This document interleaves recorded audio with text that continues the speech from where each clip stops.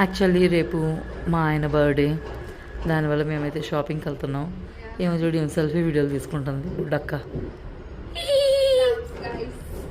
స్నాపా కొయ్ ఇంకోటి వస్తావా? ఒకటి చాలులే. నైస్ జామకాయ అగైన్. బా మంచి జామకాయ. మొన్న ఒకటి కార్బోర్డ్ తీసేసుకున్నాను నాన్న, ఇంకో జామకాయ. 4 జామకాయల్లో అడిగాను నేను. అసలు మా ఇల్లు కాదని చెప్పు ఉండాల్సింది. నేను పెద్ద పుడింగిలాగా మా ఇల్లు అని చెప్పి తీసుకోమని చెప్పామండి.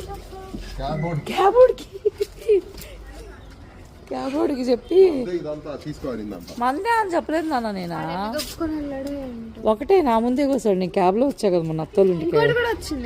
ఉన్నాయి కావాలా? ఇదిగో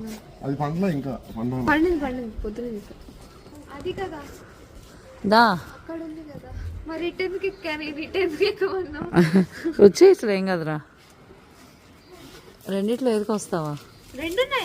రెండు ఉన్నాయి కదా కళ్ళుగుడ్డి కదా. అందదా నీకు? సరే ఏయ్ అయితే ఇచ్చే పట్టుకుంటావా? చిన్నది కోయలే చాలు, పెద్దది ఉంచుదాం. ఇది పండిందా? కొయ్ చిన్నగా చిన్నగా చెట్టు మొత్తం పీకేసేలాగున్నావు. ట్విస్ట్ చేయి ట్విస్ట్. అది పండింది నాన్న దీనికన్నా.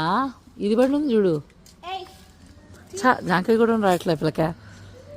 ట్విస్ట్ అవునా? ఏది పండింది అంటావు రైషా? ఇదే పండింది అంటున్నానా? ఇప్పుడు ఏదో కన్ఫ్యూజ్ అయిపోతున్నారా? ఇట్లా పెద్దదే పీకు. ఓర్ని జాంకాయ కూడా పీకలేకపోతుంది. పిల్లిందా అమ్మా? మొత్తానికి జాంకాయ కోసింది తెల్ల. ఇదే బాగా పండింది నానా. నీకు దోరకాయ కావాలా? సరే అయితే నాకు చూడికాయ నీకు ఆ కాయ. ఓకే నంగా ఉందో నా తొట్లు. ఇంట్లో లేకపోతే ఇట్టే ఏడుస్తాయి.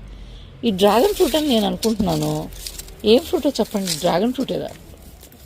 ఏదో తెలియకుండా ఆన్లైన్లో నేను బ్రహ్మకమలం అని పెడితే ఇది వచ్చింది. నాకు ఈ చెట్టు ఏదో కూడా తెలియదు. పాపం చెట్లకు నీళ్ళు ఏమిలో అట్టయిపోయినాయి చూడ. ఇదేంటో ఏ ఫ్రూట్ ఇదేంటో చెప్పండి కొంచెం, నాకు తెలియదు. ఐ థాట్ ఇది డ్రాగన్ ఫ్రూట్ అని నేను అనుకుంటున్నా. చూద్దాం మరి. ఏదో పూలు కూడా పూసినట్టున్నాయి కదా. ఏదో ఏదో చెప్పండి, మీరే కన్ఫర్మ్ చేయండి.